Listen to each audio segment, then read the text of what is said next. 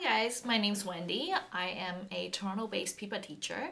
Today we're going to talk about Joyful Day, which is one of the songs in level 4.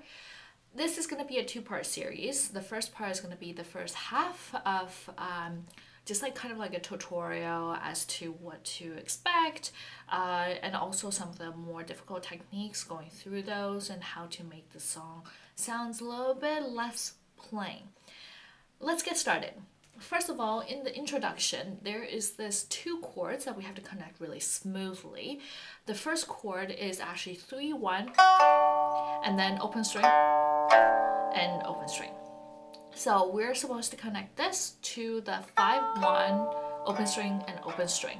So this is done through a series of strums and also a crescendo. So it's almost like a push to the next part. Let's start.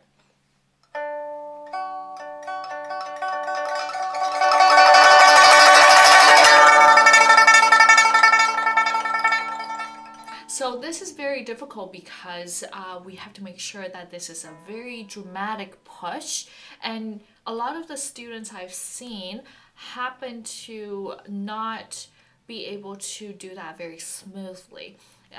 It's like shifting gear in a car. You don't want to hear that shift in the gear. You want it to be as smooth as possible. So let's start a little bit slower. So we do 2 notes with the separate fingers, single notes, and that's very soft. And then we're gonna go faster, and then 2 strings, 3 strings, 4 strings, and then we land on a strum, and then we luan right away, right? So we do the tremolo right away, and that tremolo has to match that strength that you did a strum for. So that means open fingers as loud as possible and not super fast, but open it up. Strong fingers, open fingers. Okay, so that's the first part. Next, we're going to talk about the actual melody. So the melody, what's really important is that the strums are not equal. The first of that little phrase is always more accented than the rest of the strums. So it sounds like this.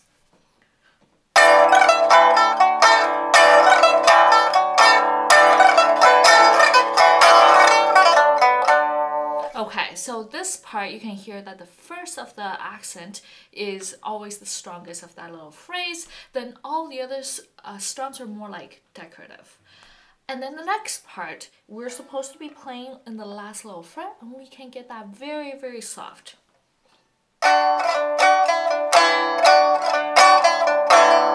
So this part, what's really important to know is that it has to be it has to be softer, but it doesn't mean that you have to go slower. So the strum has to all come out at the same time still, and we always have to have that dotted rhythm in the beginning. So it's like, so dee da dum dee. So that little dotted rhythm in the beginning has to still be there, even when you're doing a very soft thing. And then it goes back to the melody again. The next part is going to be a repeat of the same melody, but in 3 different type of techniques. The first one is going to be the drafen. What you really need to know is that there's still going to be that little accent on the first note.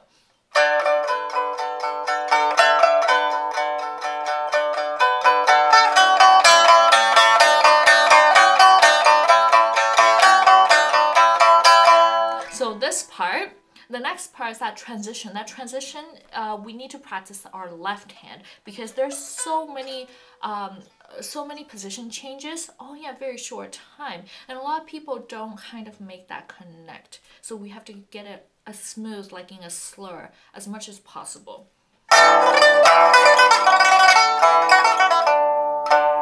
Okay, so the next part is going to be the same thing. It's going to be in harmonics, the same type of melody. However, we're trying to make the outer string, the first string, open string, as soft as possible. So, but then same type of pattern, right? So as soft as possible. That actually applied to the next section too, where we're doing the same type of melody on the 3rd and the 4th string using our thumb.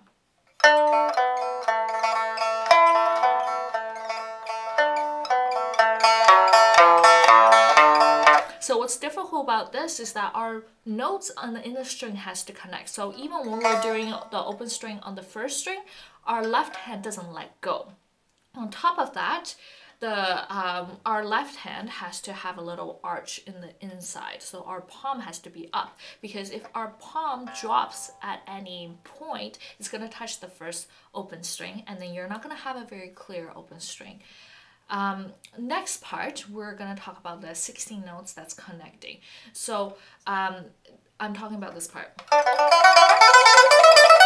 So what's really important about this part is that we have to push it out. So it has to be very soft in the beginning, and we have to do a crescendo so that we can push to the next strum.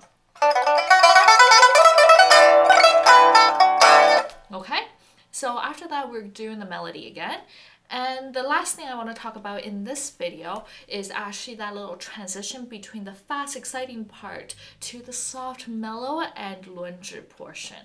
So the transition is very important because we want to be a big long slur, and we want to make sure that everything connects together. And the important part is your left hand. Your left hand cannot let go of the strings too fast, or else you will not get that slur-like feel.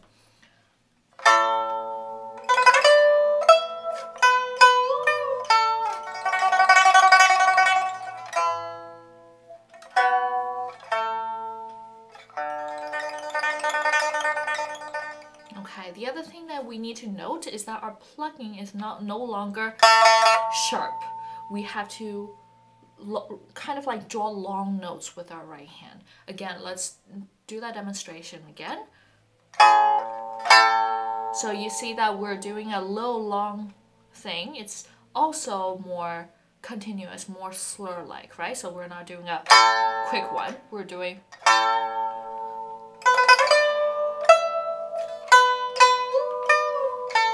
See how I'm plucking? We're not doing that. We're doing...